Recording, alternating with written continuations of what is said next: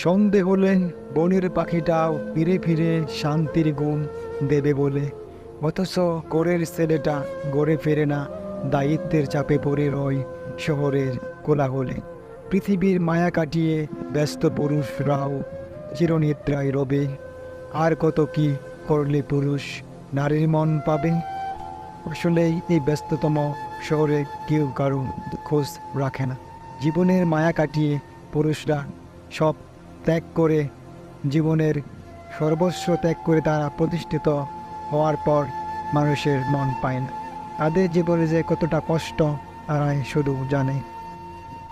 নারীরা হলো ছলনাময়ী, কারণ নাকি তাদের থেকে দূরে থাকেন এবং আপনার পাশে যে আছে তাকে সতর্ক করে, তাহলে আপনার ভবিষ্যৎ হবে উজ্জ্বল এবং ভালো।